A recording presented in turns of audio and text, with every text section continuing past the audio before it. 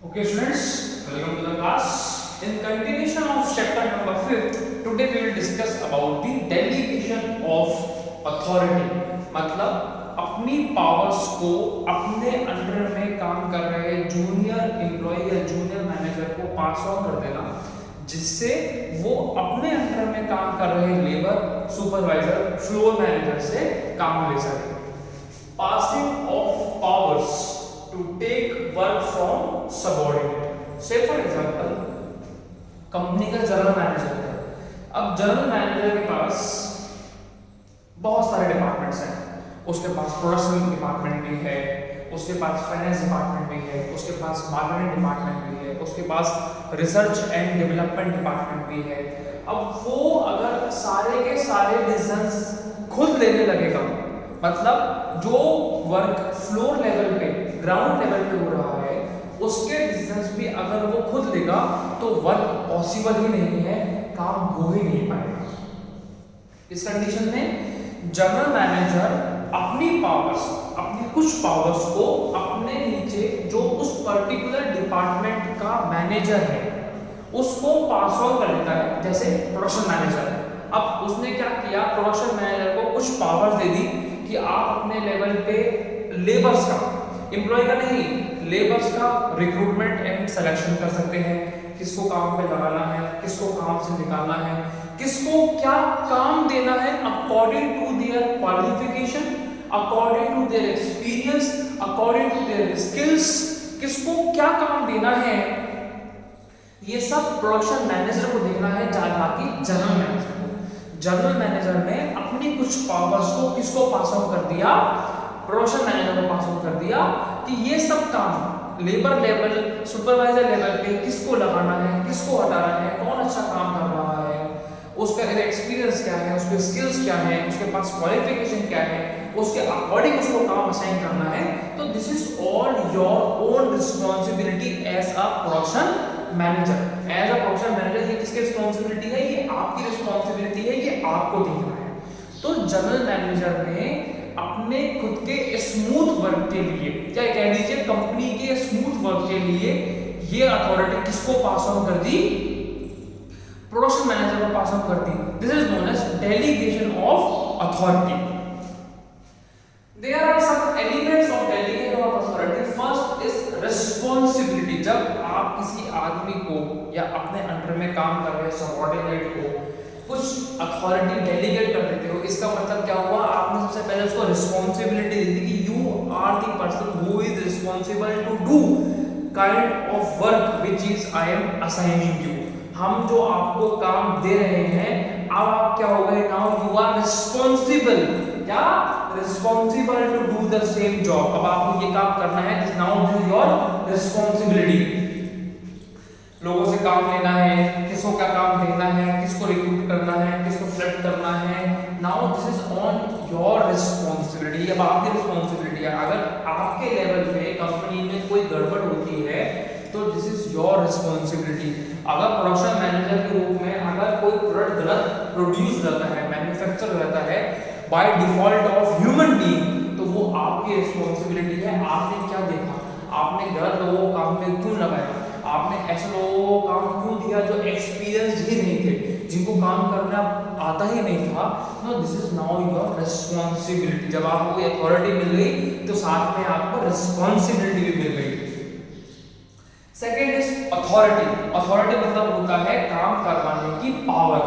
मतलब अगर आपके अंडर में 100 लोग हैं जो आपसे जूनियर हैं, जब तक आपके पास उन लोगों से काम कराने के लिए पावर नहीं है, आपके पास एक टाइटल नहीं है, प्रोडक्शन मैनेजर का टाइटल नहीं है, तब तक आप आपसे जूनियर 100 लोगों को कमांड नहीं दे सकते, उनको आप इंस्ट्रक्शन नहीं दे सकते. वो इंस्ट्रक्शन आप कब दे सकते हो, जब आपके पास पावर्स है, जब आपके पास टाइटल है कि now I am production manager, तुम सब मेरे अंडर में काम कर रहे हो, मुझे तुमसे काम लेना है, मुझे टारगेट अचीव करना है, मुझे कंपनी के ऑर्गेनाइजेशन गोल को फुलफिल करना है.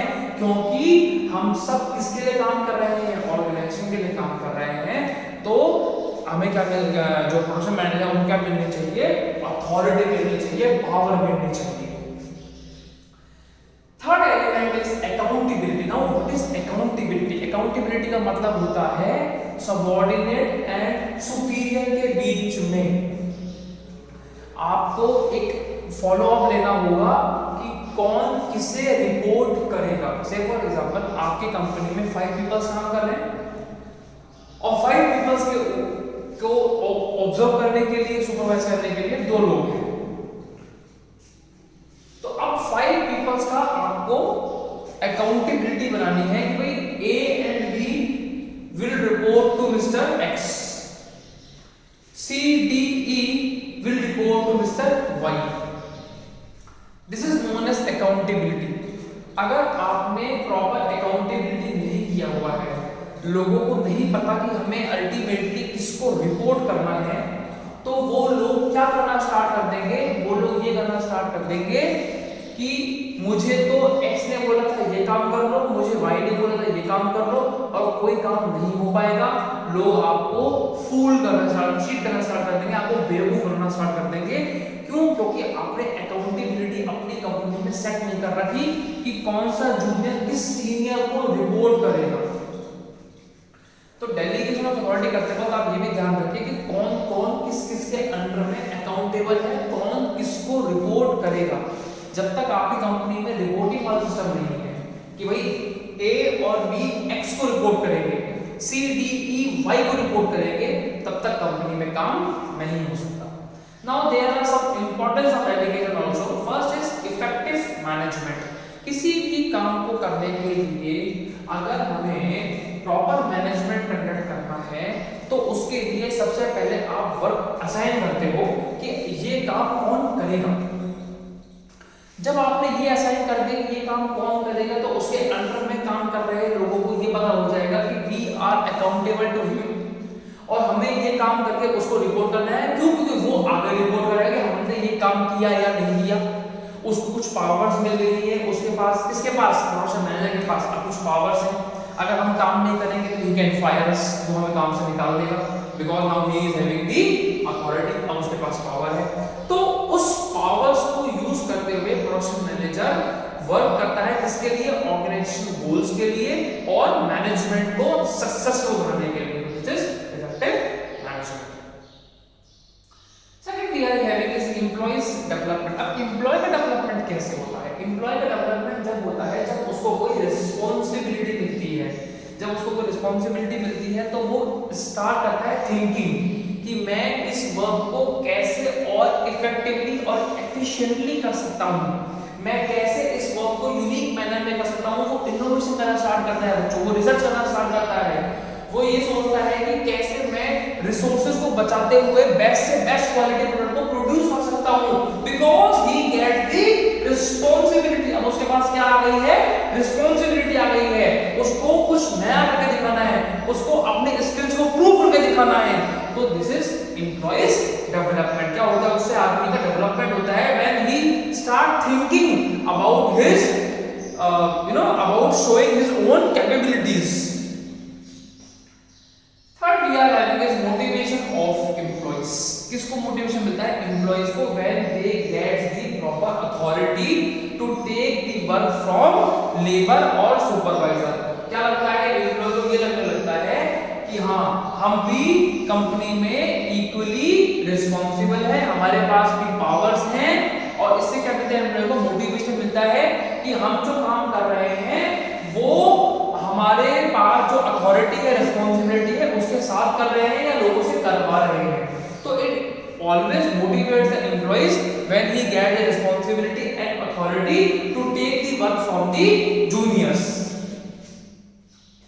Fourth we are having is facilitates organisational growth. इससे क्या होती है? ऑर्गेनाइजेशन की ग्रोथ होती है। क्यों होती है? Because peoples are accountable, peoples can take the work from the juniors, subordinates, they can conduct the management in a very effective way, they can think about the organizational goal achievement, so it all facilitated towards the organizational growth। इन सब चीजों से क्या होती है? Organisation की growth होती है जब आपके एम्प्लॉय को ये पता है कि I am the person who is responsible, मेरे पास अथॉरिटी है, मुझे किसके लिए काम करना है? मुझे ऑर्गेनाइजेशनल गोल के अचीवमेंट के लिए काम करना है।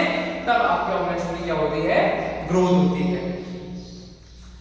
Fifth we are having is basis of management hierarchy. हमने कल बात की थी, अगर आपको याद हो तो हमने बात की थी टॉप टू बॉटम मैनेजमेंट की, हमने बात की थी फॉर्मल ऑर्गेनाइजेशन में। तो बेसिस ऑफ मैनेजमेंट हियरार्की का मतलब ये होता है कि जब आप अथॉरिटी डेलीगेट कर रहे होते हैं कि जर्नल मैनेजर ने अपनी अथॉरिटी अपने अंडर में काम कर रहे हैं, किसको, प्रोडक्शन मैनेजर को अथॉरिटी डेलीगेट कर दी, असाइन कर दी कि you can take the work the person who are doing job under your position. जो लोग आपके अंडर पोजीशन में काम कर रहे हैं, कौन कौन, floor manager, supervisors, labours, you can take the work from them. तो it's a management hierarchy top to bottom. Sixth one is better coordination. आपस में लोगों का कोऑर्डिनेशन बहुत बढ़िया होता है। क्यों होता है? क्योंकि सब लोग अकाउंटेबल है, लोगों को पता है कि हमें किसको रिपोर्ट करना है, हमें किसको जवाब देना है, हमसे कौन सवाल पूछेगा कि आपने ये काम किया या नहीं किया। तो better coordination among the manager and the employees. Next we are having is reduce the workload of manager. मैंने आपसे पहले स्टार्टिंग में कहा था, जनरल मैनेजर अगर सारे के सारे काम को खुद करने लगे, सारे डिसीजन को खुद लेने लगे, तो काम पॉसिबल नहीं है। पॉसिबल इसलिए नहीं है क्योंकि बहुत ज्यादा वर्कलोड हो जाएगा, उसके पास बहुत सारे काम आने लग जाएंगे, हर आदमी उसी के पास अपनी प्रॉब्लम्स को लेके जाएगा। इसके लिए वो क्या कर देता है, अपने खुद के लोड को कम करने के लिए अपने अंडर में काम कर रहे production manager, finance manager, marketing manager, R&D manager, जो भी मैनेजर है उसको वो डेलीगेट कर देता है अपने अथॉरिटीज को। यू टेक द डिसीजन, अपने लेवल पे अपने डिपार्टमेंट के डिसीजंस आप लो।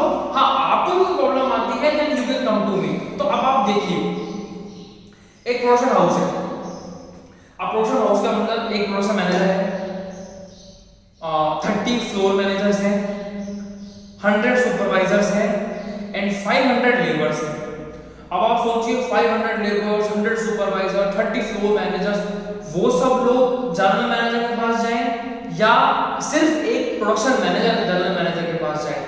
तो प्रोडक्शन मैनेजर जनरल मैनेजर के पास कोई प्रॉब्लम लेके जाएगा तो जनरल मैनेजर का जो लोड है वो कम हो जाएगा। अच्छा, ऐसा नहीं है कि प्रोडक्शन मैनेजर भी अपने अंडर में वर्क असाइन नहीं कर सकता। प्रोडक्शन मैनेजर भी अगर चाहे तो अपने अंडर में काम कर रहे फ्लोर मैनेजर्स को अपनी कुछ अथॉरिटीज, रिस्पांसिबिलिटीज असाइन कर सकता है कि आप जो 30 फ्लोर मैनेजर काम कर रहे हैं कंपनी में, आपको 100 सुपरवाइजर देखने हैं, 100 सुपरवाइजर के साथ आपको 500 लेबर्स भी देखने हैं। मतलब you can also assign the work under your subordinates. Production manager भी अपने अंडर में काम कर रहे लोगों को अपनी कुछ रिस्पांसिबिलिटी, अथॉरिटीज को पास ऑन कर सकता है। तो it reduce the workload of manager at each level. Her level के मैनेजर का जो वर्कलोड है वो डेलीगेशन ऑफ अथॉरिटी करने से रिड्यूस हो जाता है। So these are the benefits of delegation of authority. Thank you.